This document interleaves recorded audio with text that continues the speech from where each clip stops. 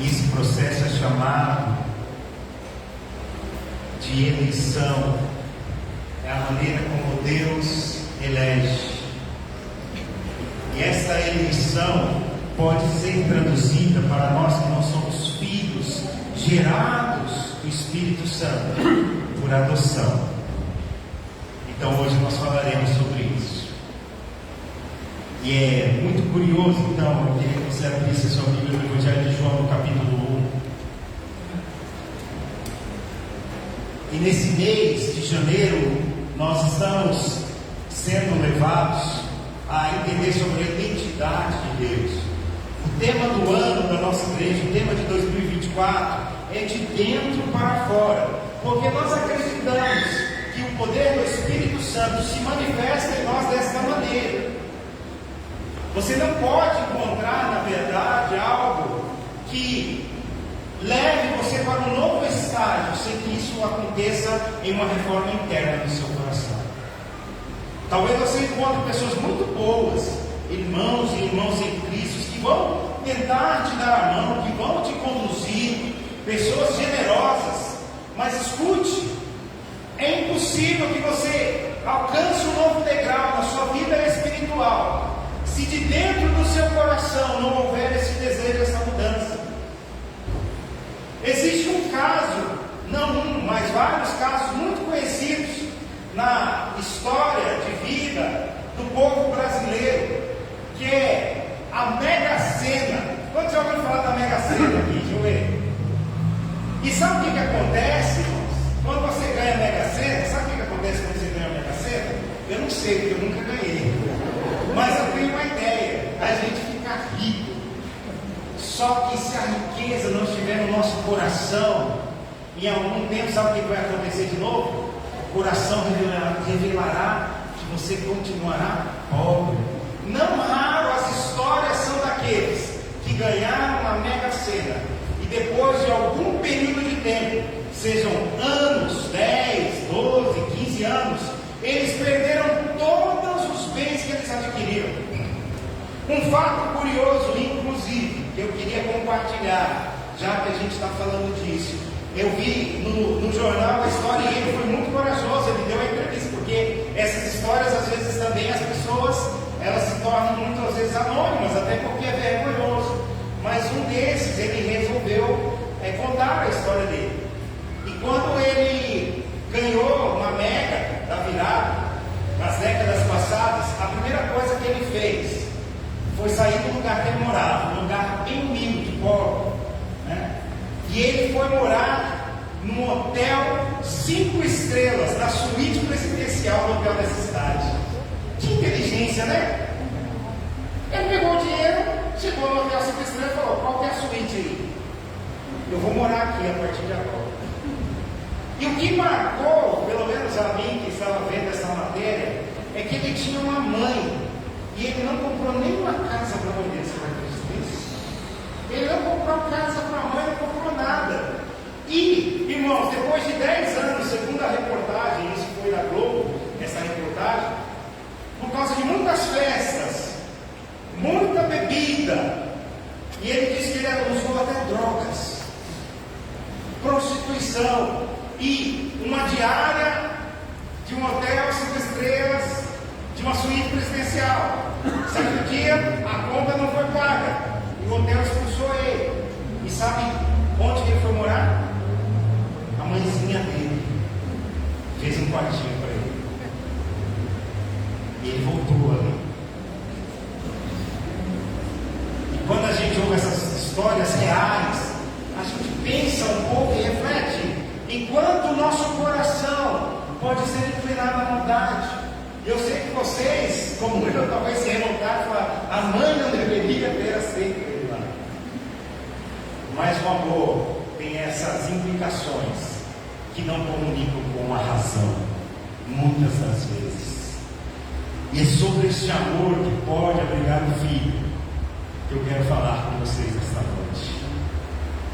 É este amor do Senhor Jesus para conosco, que quando nós desperdiçamos todas as nossas oportunidades, mesmo assim, o que deveria ser rejeição pode ser transformado em adoção, em recepção, em eleição. E claro que nós temos como nosso representante de raça Adão, e ele estava ali no paraíso e tinha todas as oportunidades, e não raro a gente vê até piadas sobre isso, de que se nós estivéssemos no lugar de Adão, nós não faríamos isso, ou se nós encontrarmos com Adão lá no céu, nós vamos repreendê-lo. Olha, irmãos, isso na verdade é de uma hipocrisia e de uma arrogância medonha. Sabe por quê? Porque eu e você também não controlamos os nossos apetites, os nossos desejos, não refreamos a nossa língua. Se assim fosse, o mundo era um paraíso. Então, temos essa genética da queda, mas não devemos olhar para ela, devemos olhar para a estética divina, a beleza do Criador, que nos chama agora para termos com Ele união e comunhão. Por isso, João, eu quero que você abra o capítulo 1, nós vamos ler os versos de 10 a 14.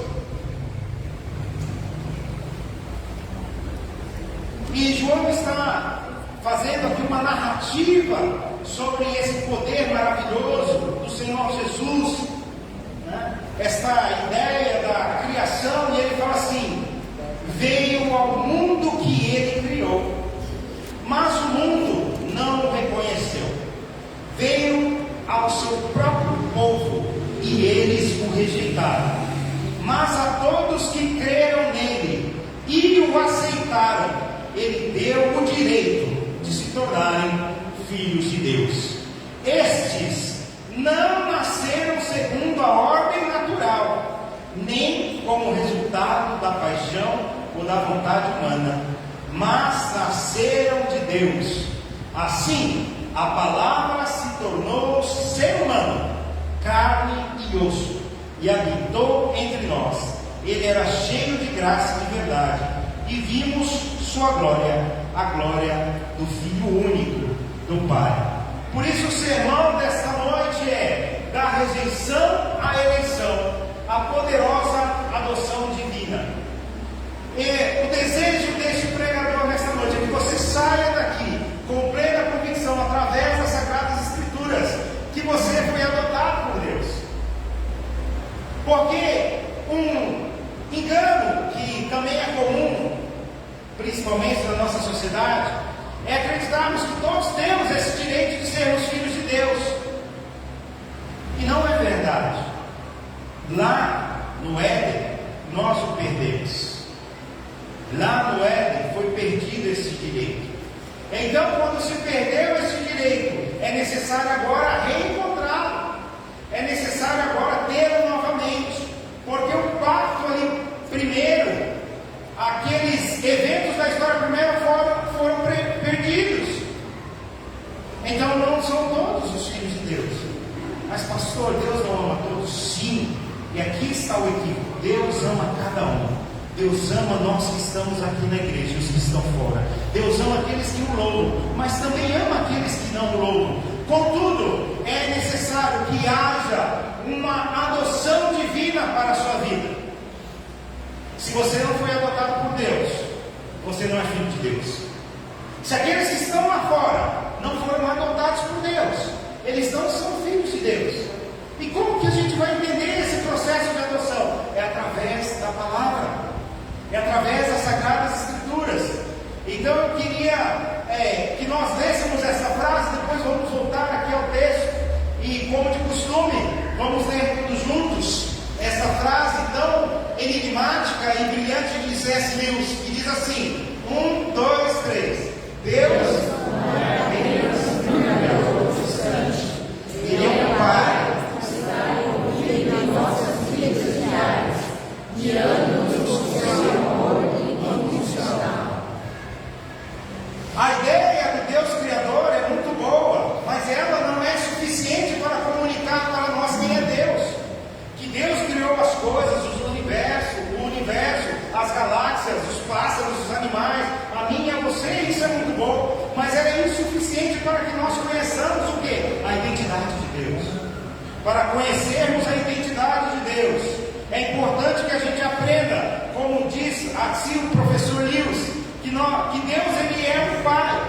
que está envolvida em nossas vidas diárias. E não só isso, mas que Ele nos guia em seu amor de maneira incondicional. Escute, irmãos, se Deus nos amasse condicionalmente, muitos de nós, se não todos nós, já estaríamos abandonados por Ele. E é isso que Deus não deseja. Deus não deseja abandonar nenhuma de suas criaturas. E para que não haja um abandono das suas criaturas, o Criador desenvolveu então algo chamado adoção. Deus e você sabem o quanto o seu coração é pecaminoso. Deus e você sabem o quanto você é mau. Deus sabe o quanto o meu coração, eu sei o quanto ele pode se enganar. Então o que Ele quer fazer com isso? Transformar o nosso coração. Isso só pode ocorrer através da adoção. É essa adoção que João está narrando nas palavras que ele diz que ele veio ao mundo e criou este mundo, mas o próprio mundo não reconheceu. O próprio mundo não reconheceu o Criador. O próprio mundo não tinha condição de reconhecer. Então Ele veio ao seu povo e eles o rejeitaram. Então nós partimos dessa primeira premissa de que não é tão simples para nós, dentro da nossa natureza, dentro da nossa condição humana, reconhecer os atos de Deus. Talvez você possa dizer assim: não, se eu visse Deus no meu caminho, eu reconheceria. Eu saberia com certeza quem era Jesus, quem era Deus. Não é tão simples assim. Haja vista que estamos agora vivendo praticamente os últimos dias da igreja. E ainda há um batalhão de homens e mulheres que duvidam até da existência do Cristo, que acreditam que a história divina é um mito. E é uma das coisas mais interessantes da nossa humanidade, é a arrogância. Porque nós nos achamos tão inteligentes, tão poderosos. Ah, meus irmãos, é só você sair daqui, deste ambiente, andar alguns metros, entrar em algum lugar, você vai achar pessoas muito sabidas, conhecedoras de tudo. E muitas, na sabedoria humana, rejeitaram a Deus. Porém, a verdade é única e exclusiva, que Deus, Ele não nos pagará a rejeição com rejeição, como Deus paga a rejeição com amor, com acolhimento. Se não fosse assim, eu e você não estaríamos aqui essa noite.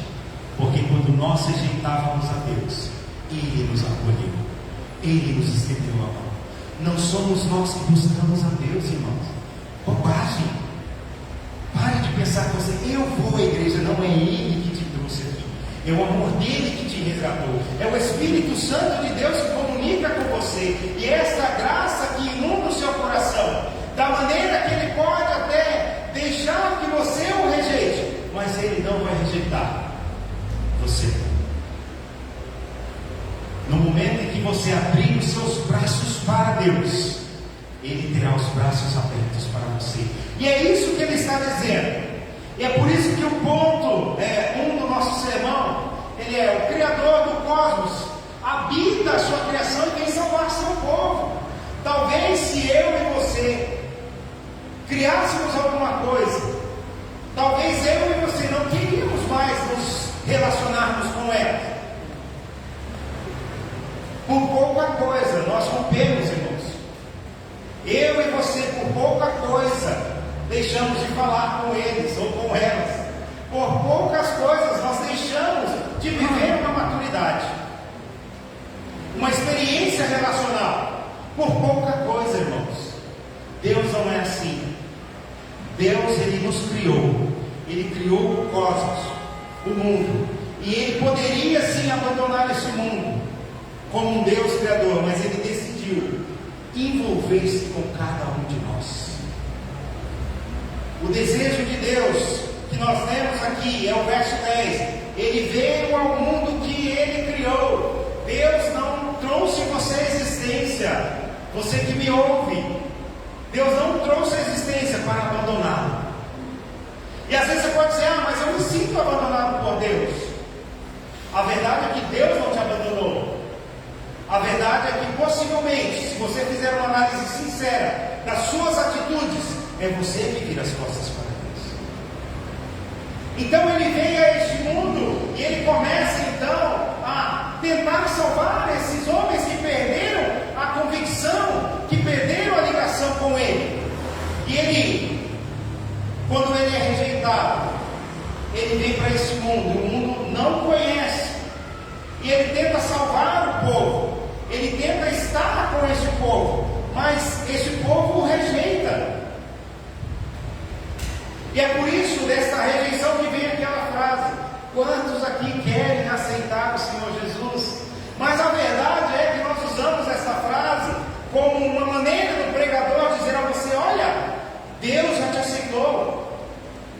Receba o Senhor, receba-o na sua vida, no seu coração com alegria, porque quando você receber Deus no seu coração, tudo se fará novo, tudo será mudado, as suas convicções serão alteradas.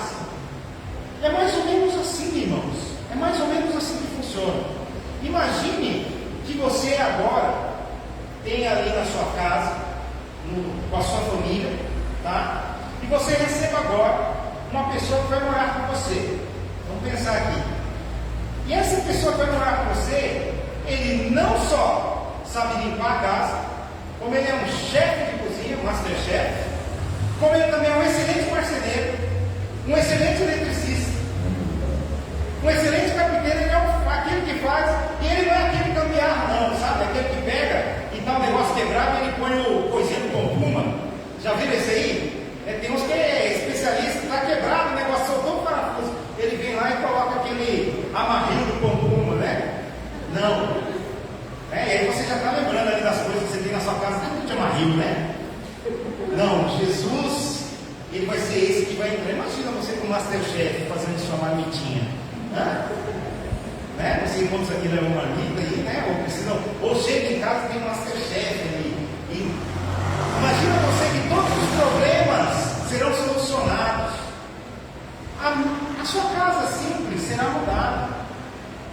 Sim ou não? Sim. É assim que os serviços alcançaram grande parte do setor da nossa economia. Então agora você paga um seguro de automóvel, por exemplo, e aí, se bater o carro, o seguro cobre. Se furou o pneu, o seguro troca. O que é isso, irmãos? Por que a gente sabe tão bem, a gente é tão sabido com as coisas terrenas? E aí a gente tem isso como uma primazia, mas quando é o nosso coração a gente negligencia. Então quando Deus ele entra no nosso coração, ele vai fazer da nossa vida essa casa boa, essa casa excelente. Por isso que a palavra diz que ele faz esse tabernáculo com a gente. E eu e você, irmãos, temos que entender que ele veio ao mundo que ele criou, mas o mundo não reconheceu. Às vezes eu e você não reconheceremos a Jesus. Às vezes eu e você rejeitaremos. Mas nós temos que ter a convicção pela fé que o Criador não nos abandonou e não nos abandona.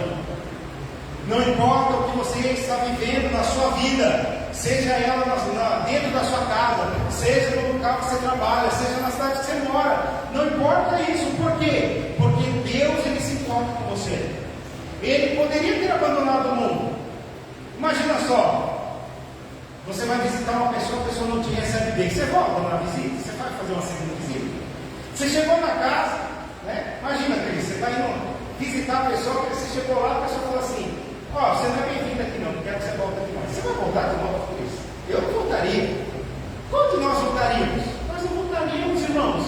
Mas foi isso, e é isso que a gente faz com Cristo, e mesmo assim Ele não nos rejeita. Há um bando de pessoas se dizendo cristãos, vagando pelas casas de oração, pelas igrejas, tentando encontrar algo que elas só encontrarão no Cristo e não na casa de oração. Porque a casa é o lugar para orar. adorar, para bendizer, para louvar. A casa de oração não transforma ninguém. A igreja não transforma ninguém. Até a religião, nesse sentido mais simples da palavra, não transformará a sua vida. O que vai transformar a minha e a sua vida é quando eu e você entendemos que mesmo quando nós rejeitamos a Ele nos acolhe, Ele nos aceita, Ele nos quer perto e não longe. E quando Ele faz esse movimento de totalmente ser imanente conosco, ser envolvido conosco, está preocupado com a nossa condição física, com a nossa condição mental. Vocês sabiam que Deus se preocupa com a sua mente? Por isso tem um versículo que ele fala assim: sobre tudo que você deve guardar, guarda o teu coração, porque Ele está preocupado. Ele sabe como são os nossos dias, e que se a gente entrar nessa espiral descendente de coitadinho de mim, sabe os coitadinhos de mim? Esse irmão casquinha de ovo, né? Aquele irmão que você bateu aqui com a casquinha de ovo, pastor. Aquele irmão que tudo que bateu quebrou, saiu todo o conteúdo, não tem mais nada, trinca fácil.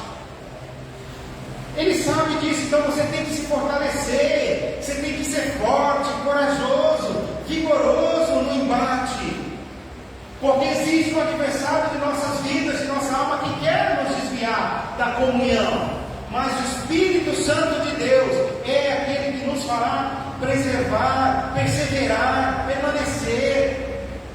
Então ele diz para nós, leia na sua Bíblia, verso 11, João 11, veio ao seu próprio povo e eles o rejeitaram. Versículo 12, mas a todos que creram nele e o aceitaram, ele deu o direito de se tornarem filhos de Deus. Então aqui é importante a gente analisar os verbos do texto. É importante a gente entender o que é ação divina. Porque quando nós entendemos o que Deus está dizendo para nós, Ele está dizendo que ele foi rejeitado. O próprio povo não o aceitou. Mas, e aqui se você estudou um pouquinho de português, você sabe que mas é uma adversativa, ou seja, contrariando tudo isso. Ao contrário de tudo isso, o que ele fez? A todos que creram nele e o aceitaram, ele, somente ele, irmãos, deu o direito de se tornarem filhos de Deus. Não é nenhuma instituição que vai fazer de você filho de Deus. Não é nenhuma entidade que o fará filho de Deus. Não é o nascimento natural que fará de você filho de Deus. Não é nem pessoas boas e santas do passado que te fará filho de Deus. É preciso que eu e você tomemos uma decisão em nossas vidas e em nosso coração, que é aceitar e crer. Eu aceito Jesus, mas aí você vive uma vida totalmente fora daquilo que é ser como Jesus. Então as coisas não condizem, então as coisas não fazem sentido. Não, eu tenho Jesus no meu coração. E se a gente perguntar aqui, muitos vão falar: eu tenho Jesus no meu coração. Excelente, porque se você tem Jesus no seu coração, é Ele quem vai mudar o seu coração. Mas se você fala assim: eu tenho Jesus no meu coração, mas você é capaz de mudar, pode ser que alguma coisa está errada.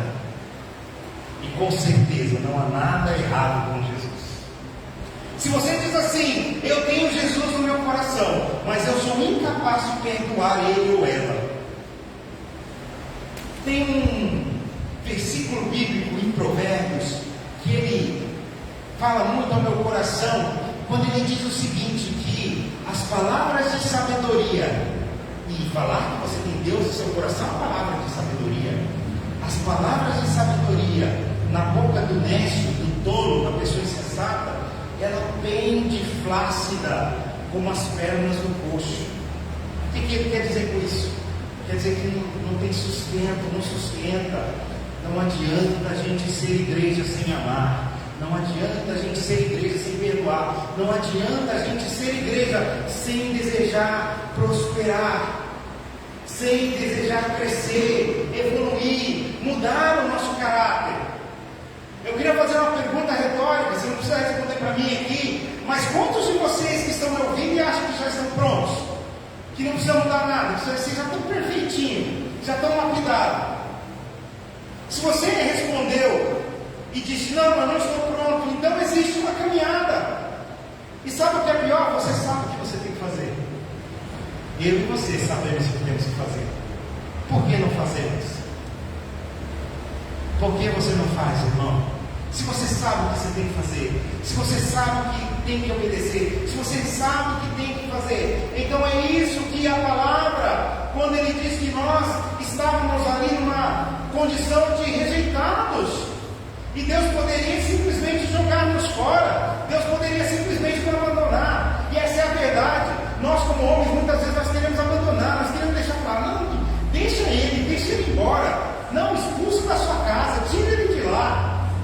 Esse é o refugismo que a gente tem aprendido, e nós como cristãos vamos parando nesse movimento agora de entrincheiramento. Nós queremos começar a jogar as pessoas para fora da igreja e não acolhê-las, porque nós estamos tão confortáveis e seguros no nosso gueto que a gente quer falar com aquele que ele não é da nossa convicção, com aquele que não pensa como nós, com aquele que às vezes nos ataca direto ou indiretamente. Não, fique aí fora então. Sabe por quê, irmãos? Porque isso é egoísmo, porque nós temos certeza que nós vamos para o céu.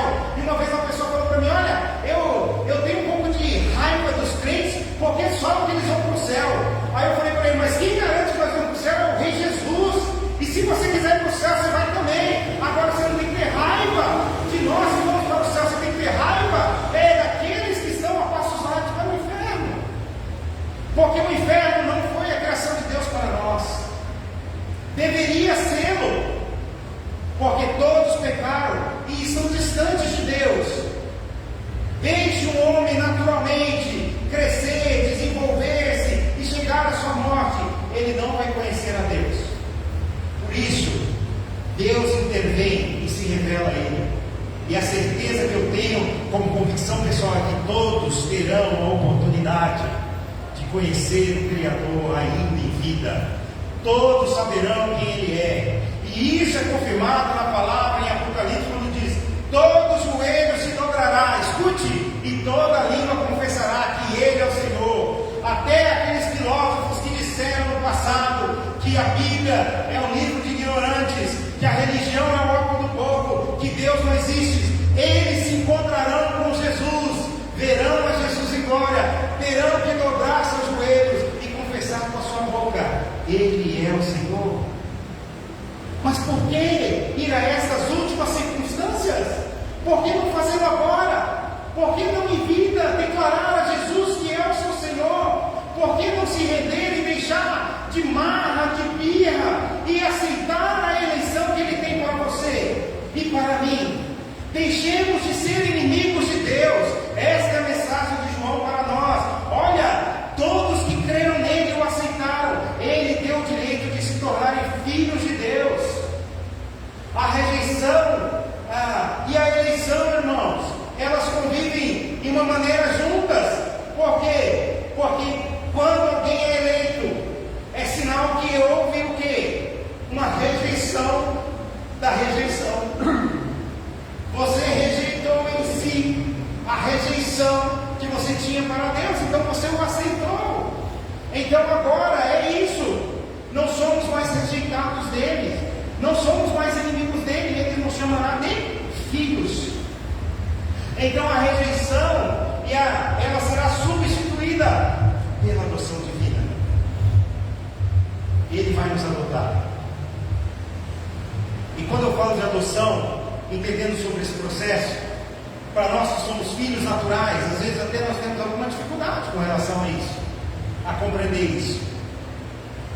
Nós temos uma dificuldade de entender isso. Por quê? Porque às vezes você já se sente herdeiro.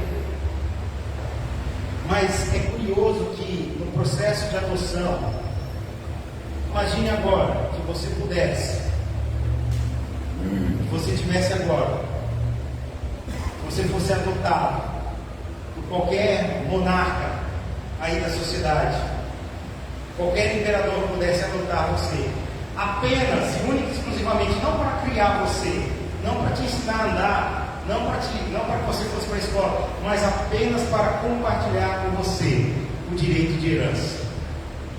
O que você acha dessa ideia? Vamos imaginar aqui que o príncipe Charles, que agora deixou de ser príncipe, virou o rei da Inglaterra, ele pudesse para nós agora, através de um título, conceder a nós um título de adoção. E agora rei Charles, o rei da Inglaterra, pudesse dizer, olha, chegasse aqui para você e falasse assim, olha, a partir de hoje, você é meu filho, está aqui o título. Não, mas eu não sou mais criança, você vai me adotar. Não, eu não estou preocupado com você ser criança ou não. Eu estou te adotando para que você receba a porção da minha herança. Você vai ficar feliz, né? Até rir. Então, qualquer um de nós ficaríamos felizes ao sermos adotados aqui por um rei. Não para ele nos educar. Vocês estão entendendo onde eu quero levar vocês? Vocês estão compreendendo o que a palavra está dizendo? Não é que você será educado, não é que o rei Charles te adotando, ele vai dar comida na sua boca, ele vai pegar na sua mãozinha e ensinar você a escrever o abecedário em inglês. Não é isso. Ele está apenas dizendo para você, olha, eu simpatizei tanto com você, eu te amei tanto, que eu vou fazer você receber parte da minha herança. Você será elevado agora a Sir Hirata, príncipe de Gales. Ó, top. Se fosse lá então aí no Japão, não tem também lá, né? Lá tem também, entendeu? Eu fiz essa conexão para não dizer, né? Mas tem, imagina, hein? Sanefuji, ó. Aí seria Brás lá, né? Para ficar aqui, San Brás, né? Aí se fosse lá em Libons, né? O que é? Flávio, como é que é San? San? Hirata, filho do imperador, olha aí. Que bênção, hein? Olha que bênção. Então a gente consegue entender essas coisas, irmãos. E é isso que Jesus fez para nós. Escuta, crer no Senhor Jesus e aceitar Jesus não é aprender ética, não é aprender regras de etiqueta. Jesus não vai deixar você nem mais limpo nesse sentido, nem mais porquinho. Se você limpa a boca com a toalha da mesa, não é isso que Jesus vai fazer com você. Não vai ensinar você a usar talheres e guardanapo. O que ele está dizendo para você é o seguinte: eu vou fazer de você herdeiro da minha herança. Ser cristão não é ficar mais bonito, mais cheiroso, mais arrumado, ainda que isso pode ser um desdobramento, porque você vai cuidar mais da sua vida. Mas ser de Jesus significa que você receberá aquilo que Jesus conquistou na cruz. Então o verso 12 diz: mas a todos que creram nele e o aceitaram, ele deu o direito de se tornarem filhos de Deus. Verso 13: estes não nasceram segundo a ordem natural, nem como resultado da paixão ou da vontade humana, mas nasceram de Deus.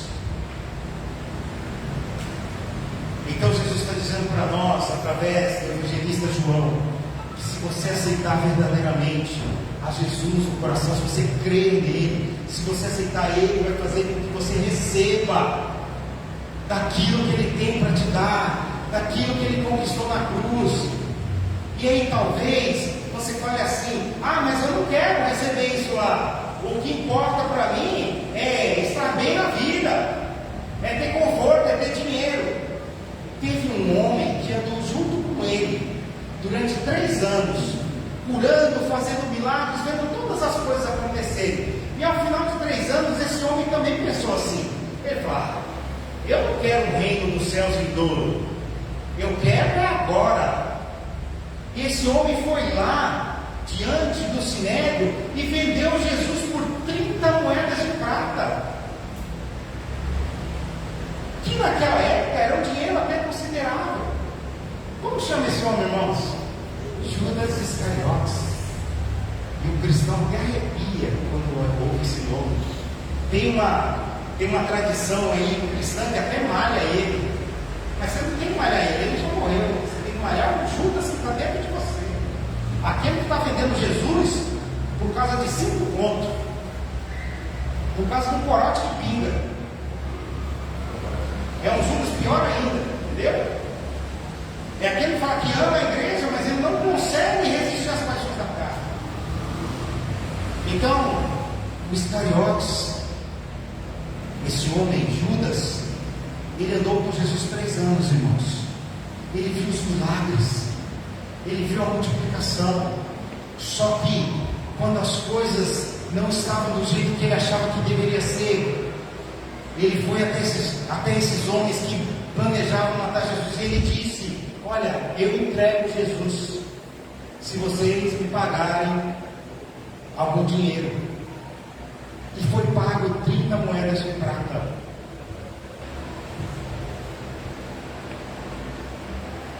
Às vezes nós trocamos a herança de Cristo ganha na cruz por nossas convicções e pela dureza do nosso coração. É muito fácil agora eu expor Judas aqui, todos nós vamos malhá-lo. É difícil quando Jesus pede a mim e a você um pouco de força, de energia e de liberdade, e você não consegue. É quando Cristo pede que para honrá-lo e amá-lo, você precisa doar um pouco mais, mas a gente vai tentar reter, porque na nossa convicção aprendemos que não devemos fazer isso. Mesmo assim, ele não rejeita você. Certa vez, um dos teólogos da Reforma ele vai dizer isso, e ele fala assim: se você não serviu a Deus na sua juventude com a sua força, no final da vida você também não servirá. Ele está dizendo que existe como se fosse uma mística, que se a gente não entrega para Jesus o nosso coração e a nossa vida, quando ainda estamos jovens, depois da nossa velhice, nós não teremos essa condição de fazê-lo. Por isso que a Bíblia diz: ensina o mancebo, o menino, no caminho do Senhor, porque depois de grande ele não se desviará. Então ele está dizendo aqui para nós, irmãos: olha, mas se vocês, preste atenção, se vocês receberam a Jesus, se vocês aceitaram de todo o coração, Ele vai acolhê-los, Ele vai realmente acolhê-los, Ele vai estar com vocês. Na verdade, ela vai beber água, irmãos. É isso, na verdade, ela não tenta atrapalhar, ela só vai beber água. Então, aqui está: esses irmãos não nasceram segundo a ordem natural, nem como resultado da paixão ou da vontade humana, mas nasceram de Deus. Escute, a gente está partindo para o final desse sermão. Sabe como você pode ser filho de Deus? Ou se você quer ter certeza, eu poderia perguntar: você é filho de Deus? Então tem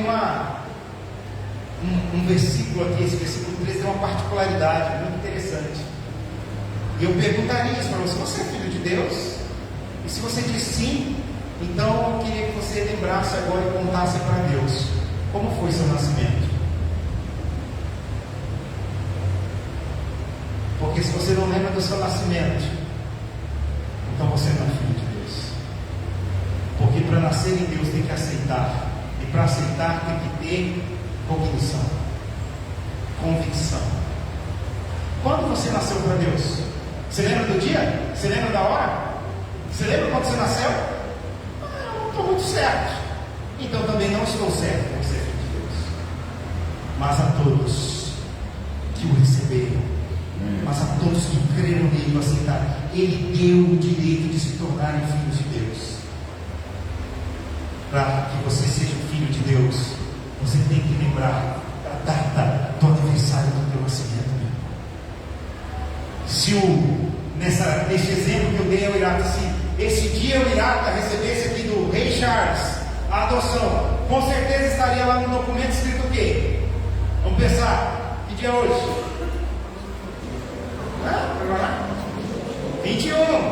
21 de janeiro de 2024. Este título confere, entendeu? O direito de adoção. É nesse dia que você nasceu. Se você não se lembra, então eu quero te dar uma boa notícia. Hoje pode ser o dia que Jesus vai fazer com você um acordo de adoção, uma sentença de adoção, um termo de adoção. E o termo de adoção é a palavra, e a palavra é Cristo. E eu queria convidar para você ler esse último versículo comigo, versículo 14, que diz, pela conclusiva: assim a palavra se tornou ser humano, carne e osso, e habitou entre nós. Ele era cheio de graça e verdade, e vimos sua glória, a glória do Filho único do Pai.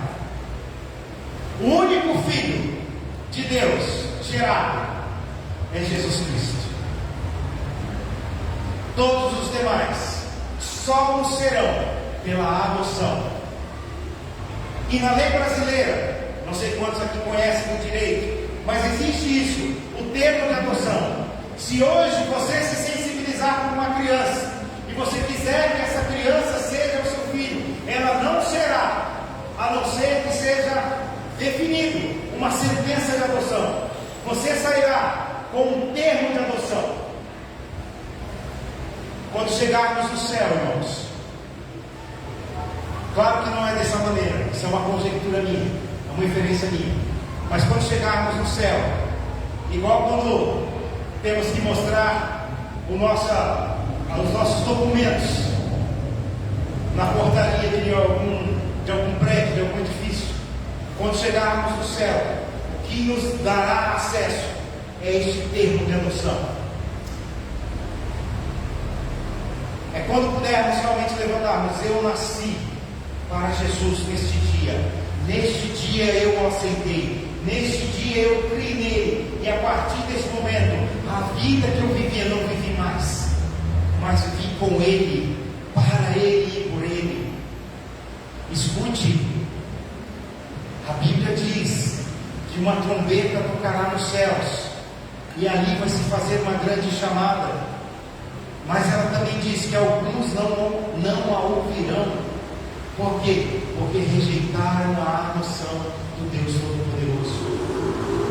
O que garante você, do mais jovem aqui ao mais idoso, não é quanto tempo você tem no Evangelho, não é quanto tempo você lê a Bíblia, não é o quanto você sabe de Deus, mas é o dia que você aceitou a Jesus como seu único e suficiente Salvador. É naquele dia que você falou: eu me rendo aos teus pés. Por isso, quando estivermos ceando com Cristo, por diversas maneiras, Ele terá que enxugar de nossos olhos a lágrima, porque certamente nós saberemos em uma realidade o quanto perdemos de tempo, o quanto desperdiçamos de nossa vida, quiçá até quantos ficaram para trás. Por isso o sermão desta noite, quando nós falamos da rejeição à eleição, o que nos garante isso não é a palavra do pastor Wanderson, não é a igreja batista e nenhuma igreja qualquer implantada pelos homens na face da terra. O que garante a sua salvação é a palavra de Deus, e a palavra de Deus é o Cristo. Ele é o Verbo encarnado, Ele encarnou e habitou entre nós. Ele diz: eu sou o Logos de Deus. E para conhecer o Logos de Deus, a palavra, é preciso saber a revelação. Quando nós conhecemos a palavra, ela nos liberta. É por isso, e aqui sim é o contexto apropriado para usar isso. É por isso que o versículo do mesmo João diz: conhecereis a verdade, e ela vos libertará. E eu digo a vocês que a verdade é uma só, que Ele morreu na cruz para nos salvar e fazer conosco aliança. E nós só saberemos disso porque agora nós vemos como embaçado, a coisa não é tão clara. Agora nós vemos com relutância, com dúvida, mas haverá um dia em que veremos face a face. Contudo, é do desejo de Deus que o aceitemos agora em vida. Deus quer vivificar o nosso coração. Deus quer salvar pecadores. Deus quer fazer aliança com você. Deus quer nos salvar. E para isso é preciso que você diga: eis-me aqui, Jesus. Eu aceito o Senhor como meu Salvador. Eu entrego meu coração. Tudo que nós fazemos nesta igreja, meus irmãos, nesta comunidade de fé, não é para alegrar você, não é para que você saia satisfeito, não é para que o pastor Wanderson tenha uma alegria no relacionamento com vocês, mas é para que todos que adentraram esse lugar tenham certeza que foram eleitos por Deus e receberam dele a grande, poderosa e maravilhosa adoção. Se alguém entrou aqui, achou a igreja muito bonita, conseguiu ver alguma beleza estética no discurso ou no sermão, e foi para casa e não aceitou Jesus, tudo o que fizemos foi em vão. Por isso, Paulo, dizendo aos judeus, ele escreve na carta aos Romanos, dizendo: olha, eu preferiria, de uma maneira metafórica, ele diz: eu preferia que, se fosse para salvar todos os judeus, eu, Paulo, fosse ao inferno. Mas eu sei que isso não é possível. Por quê? Porque a salvação é pessoal. Dá uma olhadinha para o pessoal que está ao seu lado, só devagar, para não incomodar. Você não vai dizer nada para ela. Dá uma olhadinha de canto de olho nesse negócio.